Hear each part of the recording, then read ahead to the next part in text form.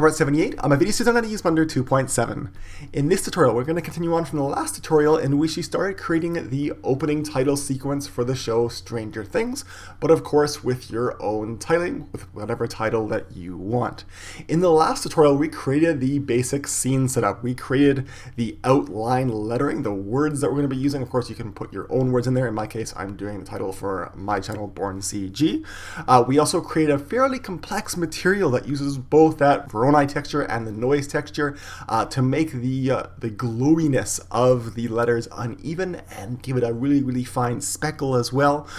We also added a few post-processing effects, including a glare, a few different types of glare actually, as well as a lens distortion effect to give it that really 1980s imperfect feel. If you've not seen part 1 of this 2-part miniseries, I'll put a link on the screen right now, so you can go ahead and click on that and watch part 1 before we continue on with part 2. But in this part 2, in this tutorial, part 78, we're going to be animating the letters all coming together from the outside to form the title. We're also going to be making the bars expand above and below the letters, and I'll actually be showing you how to animate the visibility of an object. You can actually animate turning off and on an object's visibility when you render out. That's how we're actually going to make the bars start appearing right when they start expanding, right when they become visible. We're also going to be going over the movement of the camera and how you actually animate a camera and switch between the camera's location so we can get several shots in a same sequence with the same camera. We're going to be adding more lighting to the scene. We're also going to be bringing music into Blender so you can actually render directly out to a video file that actually contains the music that you want in the final video. And we're going to be going over render settings so that you get a nice MP4 file when you render out your final scene. Of course, if you like this video or if you learned something in this video, go ahead and click on that like button below. And if you have not subscribed to my channel yet, go ahead and click on that subscribe button as well to see more videos just like this one in Blender and in tech. Now this tutorial, part 1 and part 2, were actually recorded all in one take, but I split it into 2 so we didn't have a 2-hour long tutorial. So I'm just going to resume in a few moments right where I left off. So let's go ahead and jump back in.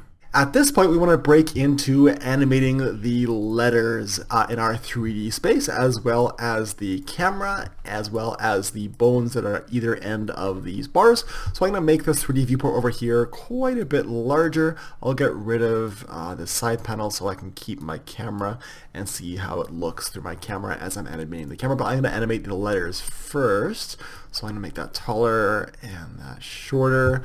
I want my letters and the bar, in fact I'm not going to worry about the bars yet. I want my letters to start at the final pose, and we're going to animate the letters actually going outwards, and then we're going to reverse that animation. So I'm going to select all my letters at frame 1. I'm going to insert a keyframe of all the letters in their spot. So I'll tap I on my keyboard, and I'm going to insert a location keyframe. I was going to use local scale, location, rotation, and scale, but that's unnecessary. We're only moving these things around. In fact, I'm going to turn on my automatic keyframe insertion, and I'm going to make sure it's only inserting location keyframe. So I'm going to turn on location only right there, and then I'll click on these little keys to make sure it's only using this value over here, again with those little keys.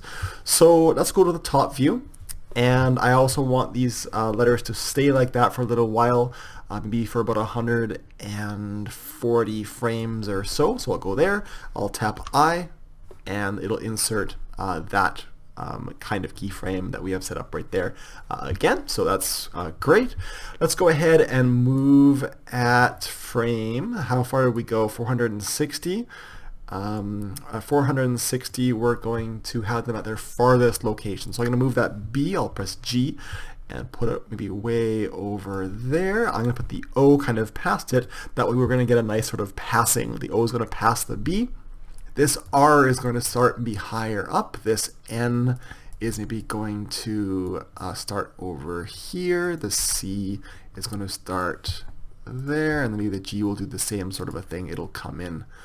In fact, no, I'm going to undo that. I'm going to move the G kind of over there and move these both over there. So let's see how that looks. If I go back to the beginning and press Alt-A, we'll see how it looks. It's going to be still quite boring, and then we're going to see it kind of go out.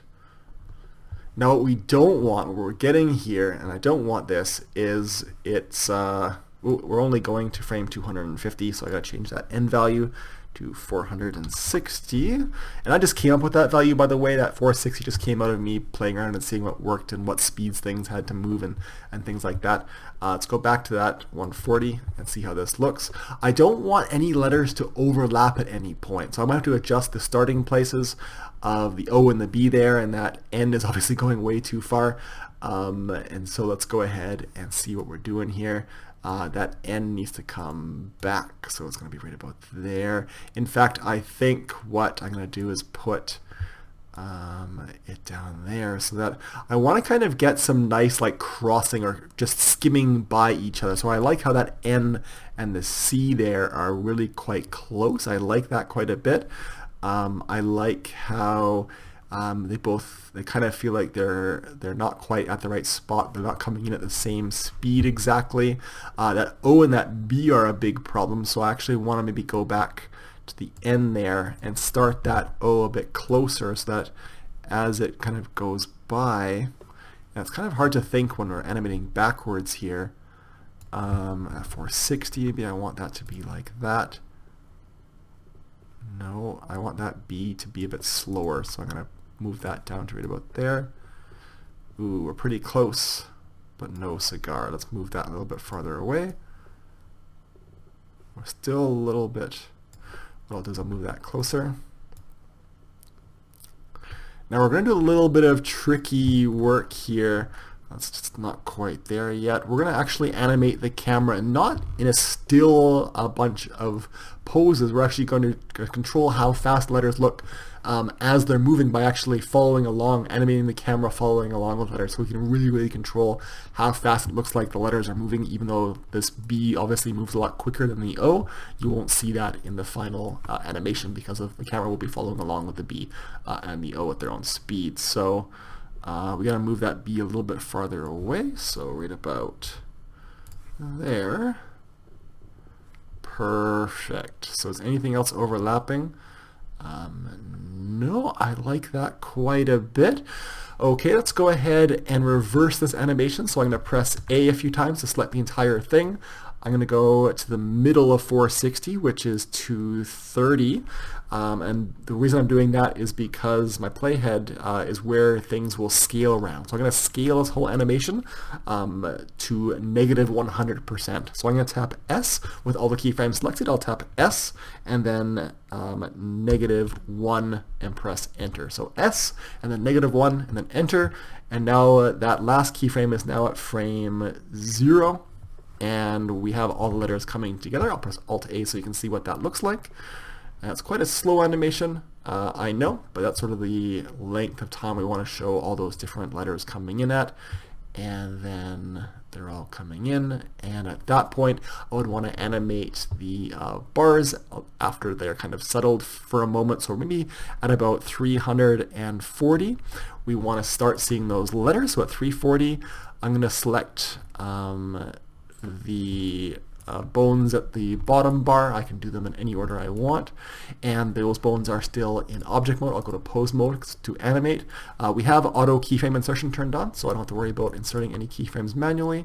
And I want to actually move these in at the same speed towards the very middle. And the way I can do that is over here in that side. You can press N on your keyboard to bring it up.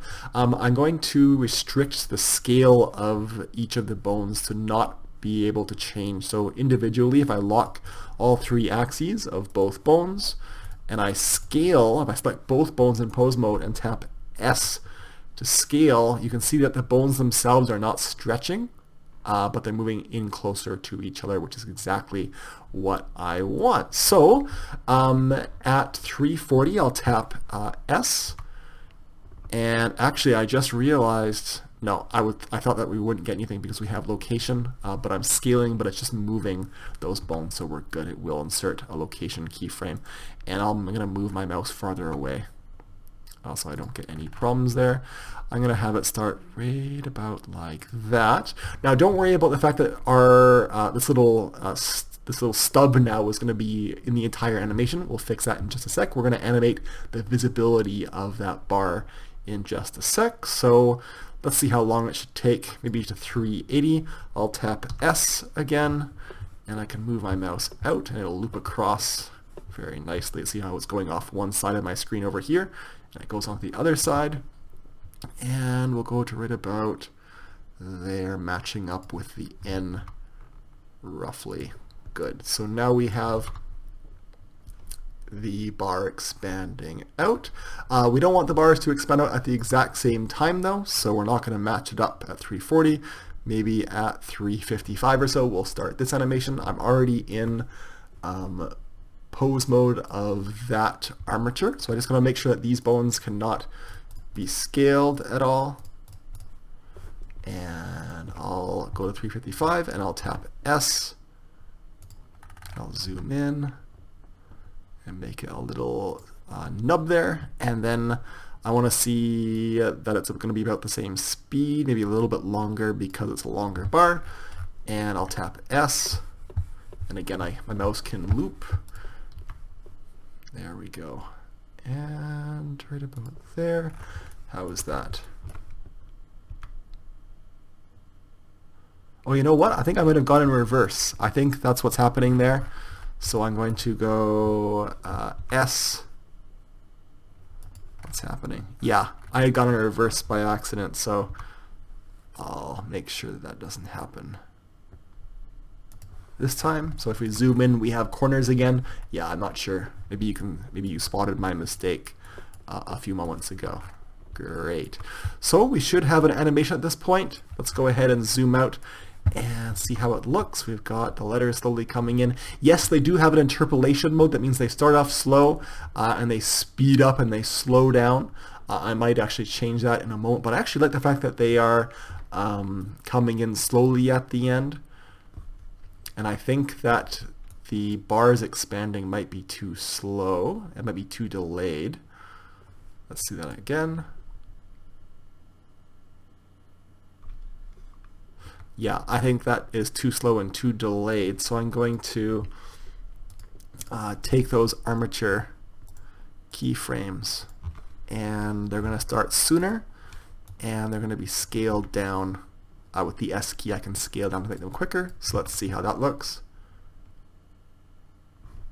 Yeah, that looks fine to me. So we're doing pretty good. I'll do a quick save. Alright, so let's go ahead and animate the camera now, and this is where you really actually sell the whole intro. So at the very beginning we see a pointy section, and I use the R for that. So I'm going to start off with my camera very, very close to the R, so I'll put it up there at the beginning. Again, we have auto keyframe insertion turned on, so wherever you move the camera at whatever time is where the camera will be, so that creates our animation.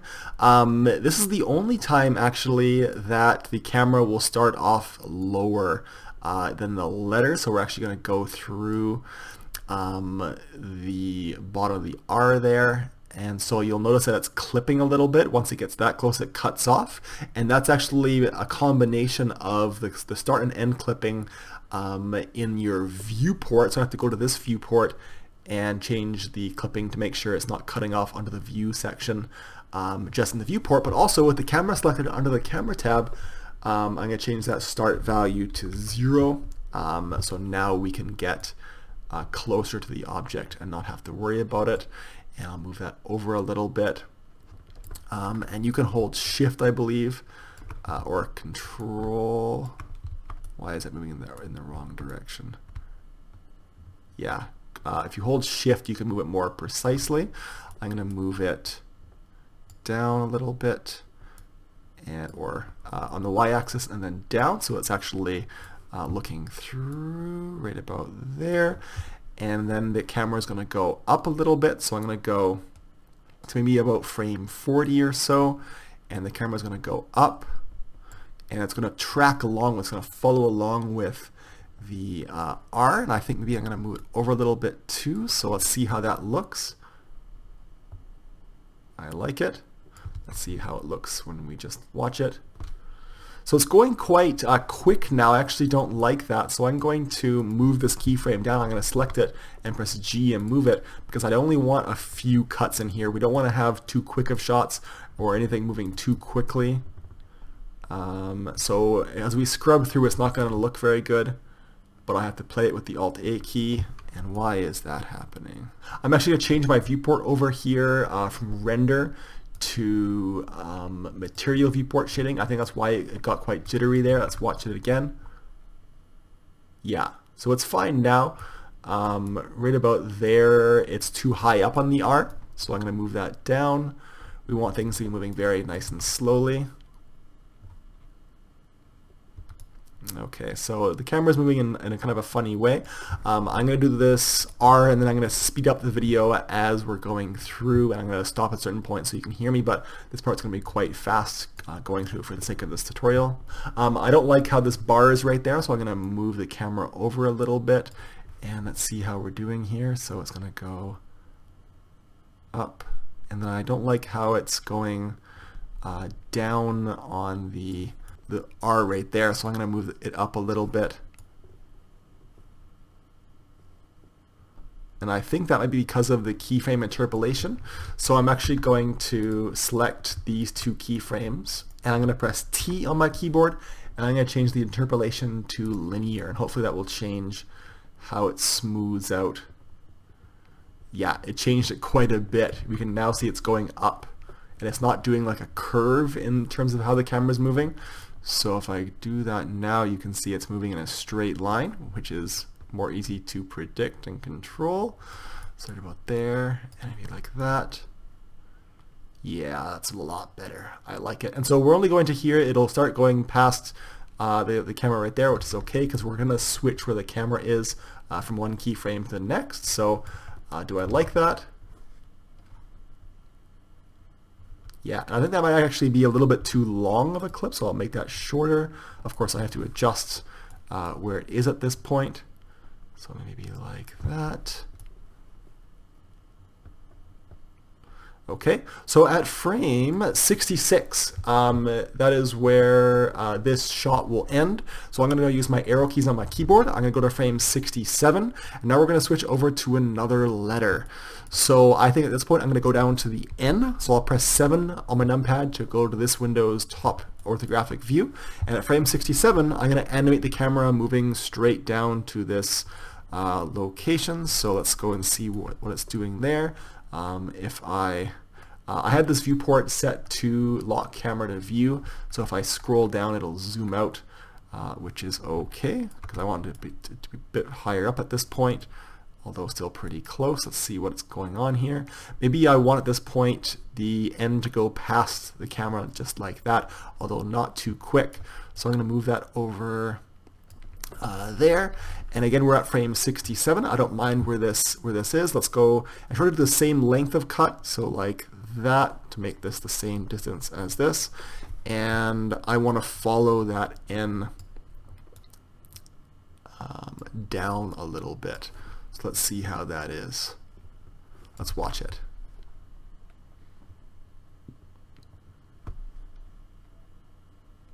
Yeah, okay, so I kind of like that speed. I kind of want to see the tip of this N right there, so I'm going to move the camera that way a little bit. Let's see how that looks. It could be, it's faster now, but let's see how it looks. Okay, I'm kind of happy with that. I think I might go too far and make that animation of the camera too fast, so I'm going to move it up a little bit and that way a little bit. Let's see how that looks.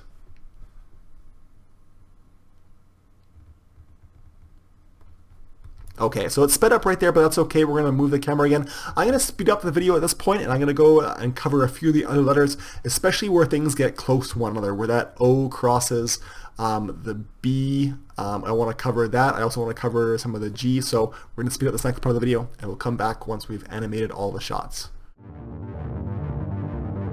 I will point out though that I'm not going to keep the camera at the same distance from the letters. I'm going to gradually move the camera out so the bars of the letters will get smaller, and that's okay. By the last shot, of course, we're going to have a wide shot of the entire word, so we want to gradually move out to that distance but stay fairly close in at this point.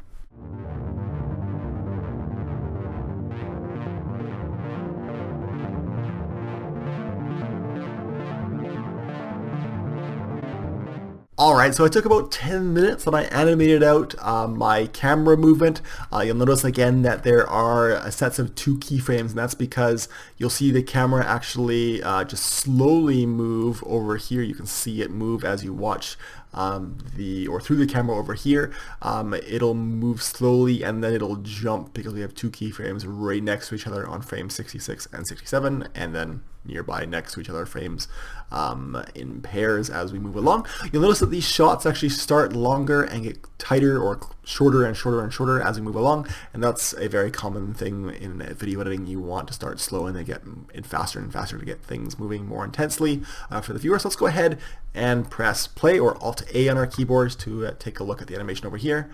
And you can watch the camera jumping around over here. So we have the N and the O and the C and the N moving and the R.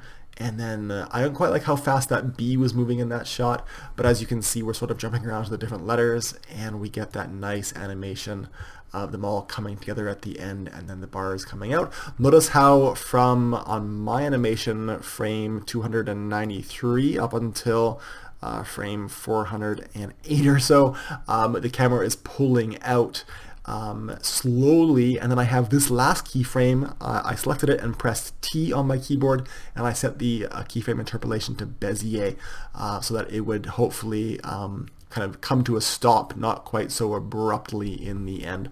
I'm not sure if it's that keyframe that I have to actually do that with, but it seems to be pretty good to me. Then we just have a still section at the end for the user to see the title and for maybe it to fade out to video or something like that at the end of the animation. The last thing I'll say here before we do a little bit of test rendering is you will notice in these last many frames, this last section, that the glowing and the unevenness caused by that noise texture is too static. So we're actually going to animate the UV map rotating so that the dark areas and light areas are not always in the same spot. Let's go and check that out. I'll go to one of the later frames. I'll do a quick save actually, and I'll go to my camera tab and we'll do a quick render out, and of course it's going to be up here in one of my hidden windows. So you can see some lighter areas and darker areas, and it's still processing out, and we've got some nice, probably too much separation there, but that's nice and flawed.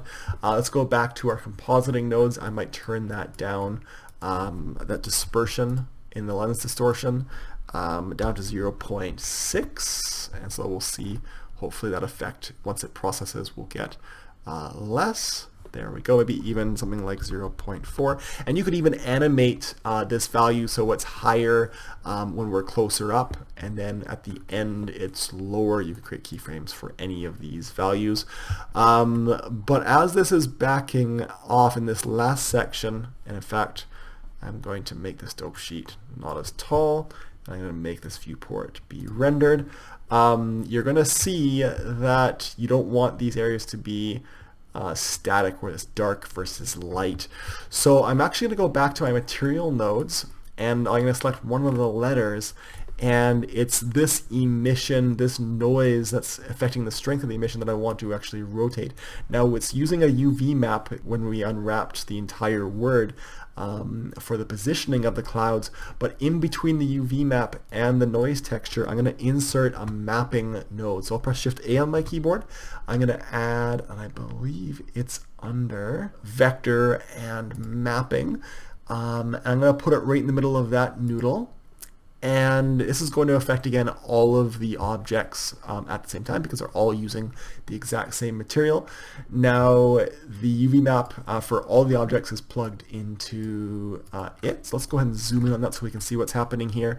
If I rotate on the Z-axis the UV map, you're going to see the dark areas, see the lower part of the upper part of that B. If I rotate this maybe 10 degrees and press enter, you're going to see that disappear. You're going to see that whole cloud texture rotate, and that's exactly what I want. So I'm going to go back to 0. That little dark area will go back. I don't want to animate it too quickly though, and I'm going to animate it over the entire thing. Actually, I'm only going to animate it in that last sequence, in that last shot. And that last shot actually ends at, or starts rather, at frame 293. So at 293 I'm going to animate this value, so I'll tap I with my mouse over that little section, and it'll be 0, and then I'll go to frame 460, and the first time I tried this I animated it 180 degrees over that number of frames roughly, and it was way too much, so I'm only going to rotate it 25 degrees, and I'll tap I. I think I already have automatic keyframe insertion turned on, so I don't have to, but there we go. So now if I look at this frame, we have a dark area there, and it's kind of darker here, but later on it's not dark in the same spot. So that's what I want, and you know what? I think I'm pretty much good to go. If I go to a keyframe, let's see how things look at the very beginning. We're going through the R there. I'll tap render, we'll see how that looks. Okay, let's go ahead and take a look at this window in full screen. I'll put my mouse on that window and I'll press Control up arrow on my keyboard, and that way I can zoom up and we can see how things look. The only thing I don't really like here is how white the speckles are, so I don't know, I'm being really picky here, but actually I'm going to adjust the lighting here. So I'll select my lamp, I'll go to my lamp tab, I'm going to make this a bit more orange. In fact, as we go through and we look at other letters, let's say we go to the top view so we can see where our lights are. If I go to the B, where do we see that B? There we go. If I look at that shot, I'm going to bet that that B isn't going to be very speckly at all. So to get more speckliness on that B, let's go and actually see what it looks like first.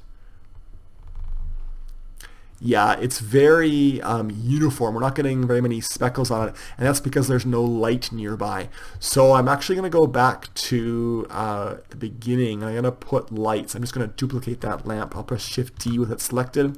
I'll put a lamp there. I'm just going to kind of tile the lamps around so it kind of covers the whole area.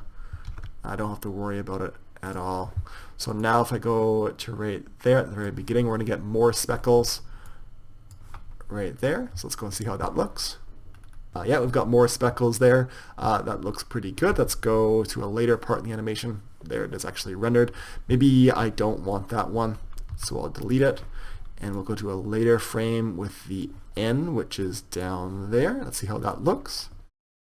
And again, I'm getting a lot of speckles here, and that's just because of the intensity that I set up of that glossy shader on the object. So this row I have quite an amount of contrast on the speckles, and I have the mix shader set to a certain value to have a certain amount of speckles. What I might do is I might go to these lamps and turn them down a bit. They're at 100 right now. Maybe I'll turn them down to 25 depending on where they are.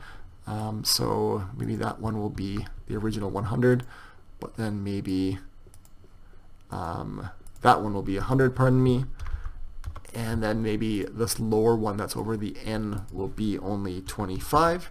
So now we have less speckles, and if I render that out, it looks pretty darn good to me. Let's do a quick save, so Control S and click. The very, very last step before we render out, and I'll show you the render settings that I would use, is to add our music. Now I didn't want to use the official copyrighted music from the Stranger Things opening, but that song happens to sound a lot like a song that you can get for free from YouTube. This is my YouTube account. I'm not going to go into any of my other tabs, but if you go to your YouTube Creator Studio up here by clicking on your icon, you can find the Creator Studio and then go down to Create an Audio Library. This is where you can actually get hundreds of songs that you're allowed to use royalty-free in your YouTube videos that you can actually go ahead and download. So I found one, it's called You Make Me Feel by MK2, and it's a very 80s sounding piece of music that you heard at the beginning of this video. So if you go ahead and download it, on my desktop, if I minimize everything right here, I've got that MP3 file direct from YouTube. I can put it into my animation by actually bringing up, and I'm going to divide this dope sheet window into two side by side. I'm going to bring up my video sequence editor window. There it is. Of course, this window has three modes. It has just the video sequencer, and then it has the video preview, and then it has both, but I only need the sequencer. I'm going to go to Add, and I'm going to add a sound. I'm going to find it on my desktop and click on Add Sound Strip. So now I have that MP3 in this timeline. Of course, my playhead was not at frame 1, unfortunately, so I'm going to just right click on it to select it. I'll press G to grab it, and I'll put it back to frame 1 right there.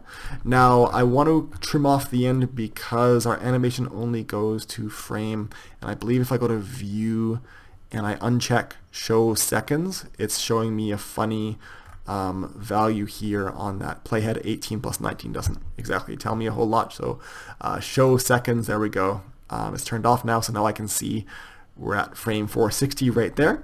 So if I scroll down, I can right click on this little arrow at the end, and I can press G, and I can trim it that way.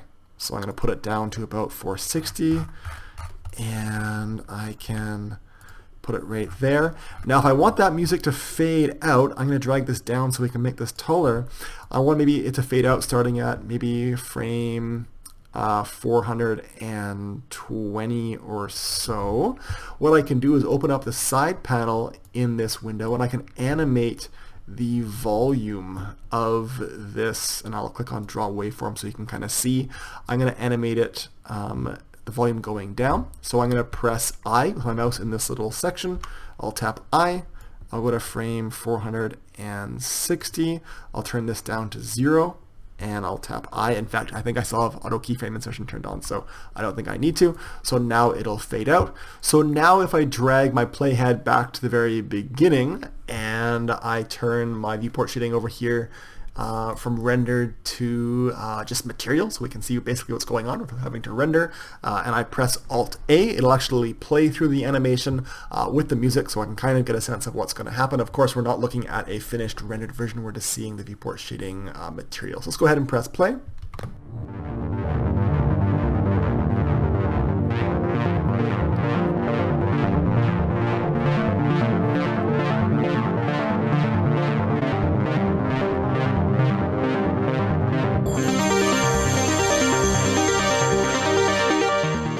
Okay, so that looks pretty darn good to me. I actually just noticed that we have not hidden these little bar nubs, so I want to do that. So I'll press 7 to go to my top view, and I'm going to select that little nub there, and we'll find it in our outliner window up here. They're under the armature, so when you have a mesh parented to an armature, or actually anything parented to anything else, it'll be in kind of a tree over here. So this plane, which is actually the bottom one, I think, oops, that plane is actually a child of the armature in that little tree. So I'm going to animate the visibility right here. You can actually animate just with the I key again, this little camera here. So if I go back to where it starts, it's going to start at what frame does it actually start animating? We can kind of use our arrow keys and go through. So at frame 333, it should be hidden, and then at frame 334, it should be visible. So at 333, I'm going to select that object in the outliner. I'll put my mouse over here. I'll click on the camera to make it invisible, and I'll tap I on my keyboard, and there it is. It turns yellow. That means there's a keyframe on it. And then I'll go to the very next frame, frame 334. I'll turn the visibility on, and I'll tap I. And I think it didn't need that because auto keyframe insertion is still turned on. So now if I render out, it will not be visible, and you can see it's faded out over there. And then at frame 334, you can see as I scrub through, it becomes visible. So we'll do the same thing again for the top bar. Actually, was it the top bar? No, I just can't see it because of that camera's in the way. Select that one under armature.001. It's selected now. And when does it start? It starts at a different time. So it starts at frame 340, let's say, and 341 it's just about to start. So at 340 it's going to be invisible, and I'll tap I over here in the outliner window, and then at frame 341 I'll make it visible, and I'll tap I, even though I have auto keyframe insertion turned on.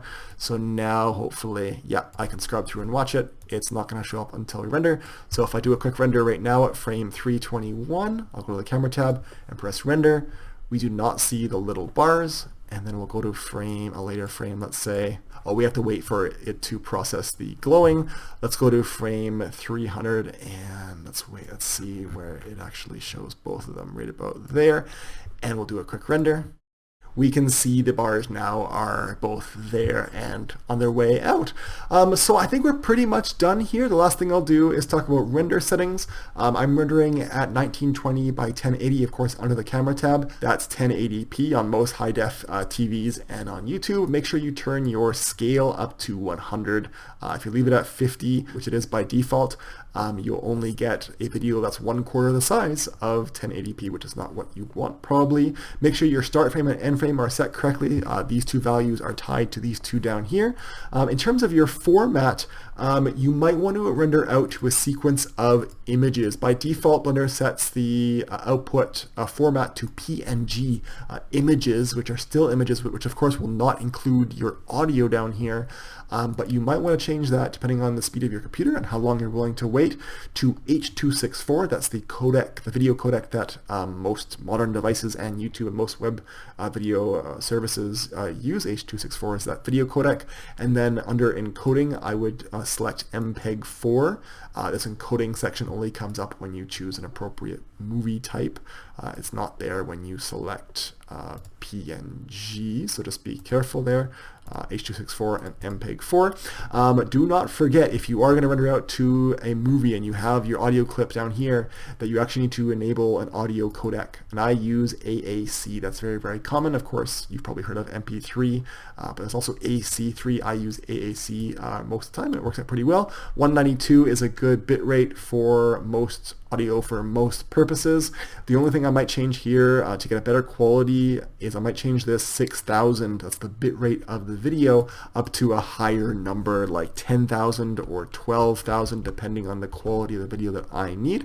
This is quite a short video, it's only 460 frames long, so I don't mind having a larger file size. Let's go ahead and do a quick save, Control S. I'm going to go ahead and go back up to the top and render, but of course before I do, I'm going to choose my output location. By default it's set to temp. I don't want that, so I'll go just to my desktop and I'm going to call this, the second bar is my file name. I'm going to call this Born CG Stranger Things, and then I'll put a dash at the end so that the frame numbers get put after that, which Blender automatically does when you render out an animation. I'll click on accept, and let's go ahead and do a quick save again, and I'll click render, and we'll come back in just a moment and see how this render turned out. Okay, we finished rendering out. Let's go ahead and see how it looks.